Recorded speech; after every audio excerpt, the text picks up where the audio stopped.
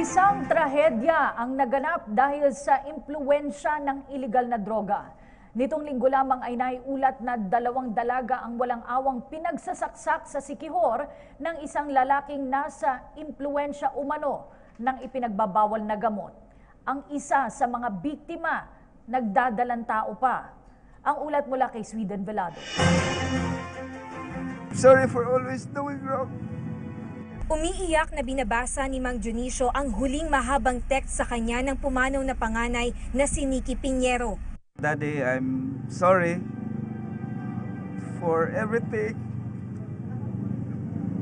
Sorry for always doing wrong. I'm sorry I'm not perfect. I'm sorry I made you like a fool because of my actions. I'm sorry I'm irresponsible with my actions. Daddy, I love you very much and I'm deeply sorry. Sabay daw sana silang magtatapos sa susunod na taon. Siya sa kanyang PhD at BS Education major in SPED naman si Nicky. Ngunit hindi na ito mangyayari matapos walang awang pagsasaksakin ang 21 anyos na si Nicky at isa pang biktimang si Lorene Ramirez sa isang resort sa Siquijor noong linggo.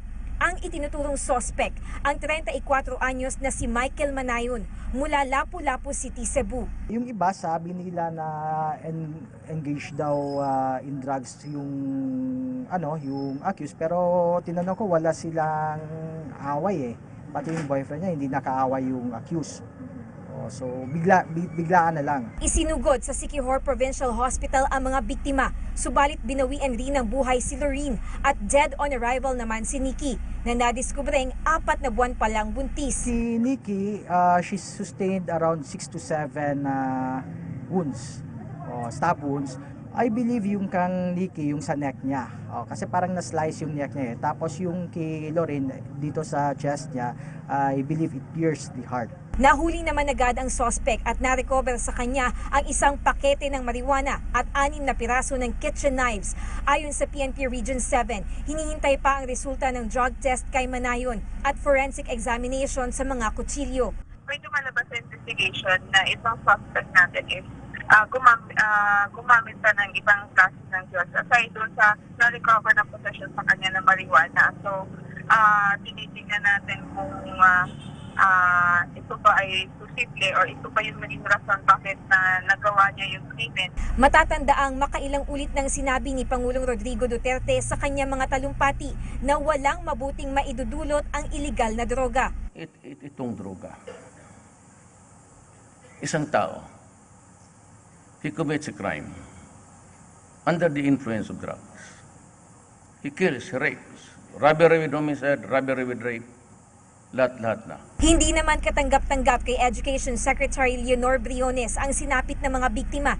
Aniya, ang ganitong klase ng pagpatay ang dapat magtulak sa publiko na suportahan ang kampanya ng gobyerno kontra iligal na droga. Kasong murder at paglabag sa Republic Act 9165 o Dangerous Drugs Act of 2002 ang kakaharapin ni Manayon na kasalukuyang nakakulong sa Provincial Jail of Siquijor. Samantala, nakahimlay ang mga labi ni Nicky sa Chapel of the Evangel sa Silliman University sa Dumaguete City at nasa Makati naman na ang mga labi ni Lorene. Planong magkasabay na ilibing ang dalawa sa Sabado de Gloria. Mamimiss umano ni Mang Dionisio ang pagiging malambing na anak at mapagmahal sa kapatid ni Nicky. Nicky, kahit na wala ka na, I will still fulfill your promises to us. Because I know you always want us to be happy. Kasi jolly talaga yung bata niya.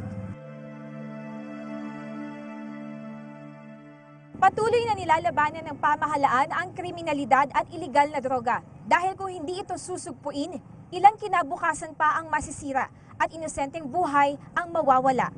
Para sa PTV News, Sweden Velado, Dumaguete City.